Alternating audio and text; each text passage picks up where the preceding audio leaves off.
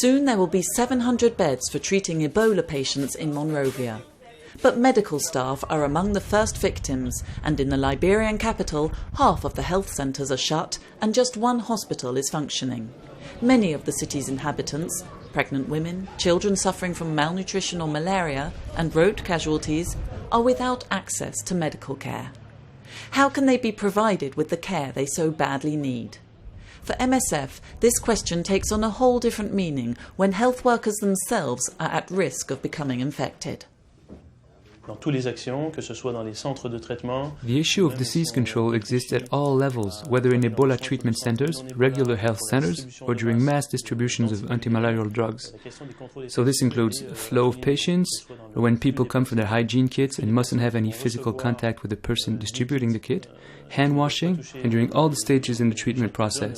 Disease control is absolutely crucial. De la prise en charge, de contrôle infectieux et de premier ordre. For Médecins Sans Frontières, the next step is a mass distribution of anti-malarial drugs, which hasn't been done before.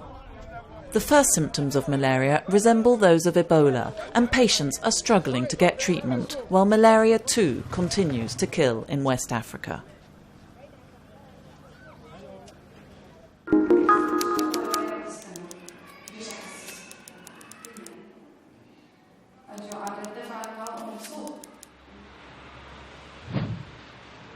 Irbid, a town in North Jordan close to the border with Syria, has become home to several 100,000 refugees who have fled from the war in Syria.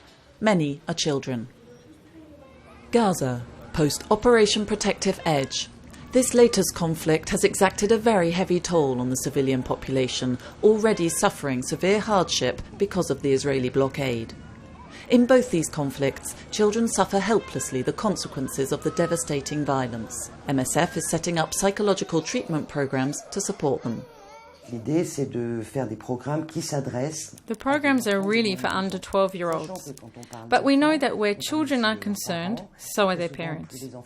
In fact, the younger the child, the more their psychological trauma stems from the parents' distress. So we provide these kids with psychological support, but sometimes, quite often actually, we have to treat their mothers too. War, sexual violence, population displacement, serious illness.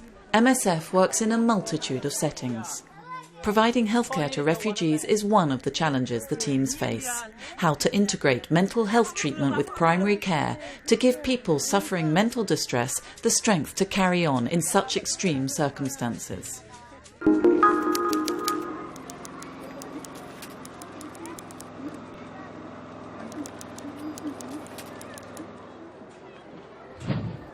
Humanitarian aid workers in Iraq see two kinds of displaced people: those who have managed to escape to a region of Kurdistan unaffected by the fighting, and those trapped in dangerous areas like the provinces of Anbar and Kirkuk. The crisis in Iraq today is regarded much more from a geopolitical point of view rather than a humanitarian point of view. There is no meaningful attempt to reach the population trapped in conflict areas. There is no safe access for those attempting to flee violence from those areas. And all the issues that so far haven't been thoroughly discussed at proper levels in the country. MSF teams are doing all they can to access people trapped in regions torn by violence, but they are limited in what they can do. The temperature is dropping fast, and humanitarian aid is woefully inadequate, even in relatively calm areas. MSF teams are providing medical treatment, distributing blankets and hygiene kits, and installing latrines, showers and water distribution points in one of the camps in Zakul, a town near the Turkish border. MSF continues to scale up its operations so that the fast-approaching winter doesn't spell a health disaster for these families.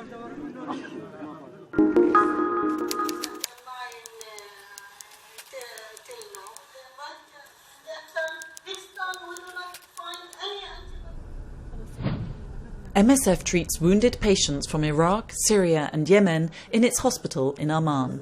Since it opened 8 years ago, doctors have been treating people suffering from infections that are resistant to one or several antibiotics. half of all patients arriving at the hospital already have multi-drug resistant bacteria. What we are seeing now in our surgical work that more and more antibiotics are needed and many patients cannot be treated with the normal range of antibiotics. In fact, with the rising level of antibiotic resistance around the world, we are almost now running out of options in most of the places that we are working. Seeking to fight this menace that endangers the health of countless people, there was broad agreement on several issues among the region's experts and doctors attending the Amman conference. The Middle East has abnormally high rates of antibiotic resistance and is particularly badly affected. The priority is to set up a network of experts in the region to tackle this issue because for these patients, antibiotic resistance means longer and more costly treatment. And sometimes there are quite simply no antibiotics capable of killing the bacteria.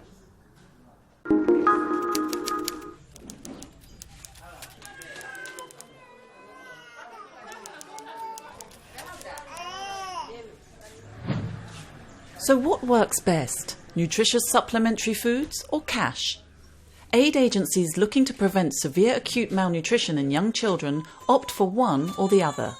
The Epicentre team in Niger assessed the results. And this study found that the best way to prevent malnutrition in this setting was through a combination of cash and specialized nutritional foods. MSF teams use nutrient-rich, ready-to-use foods because they are effective and easy to administer to children. The study shows that combining them with a cash payment helps the most vulnerable families. From an operational perspective of a group like MSF, this is simply another tool in the toolbox of the different strategies we can employ to reduce malnutrition in some of the areas we're working.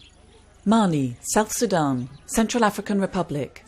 In 2013, MSF treated over 230,000 malnourished children in 30 different countries. The challenge is to step in as early as possible to prevent these children from becoming seriously ill.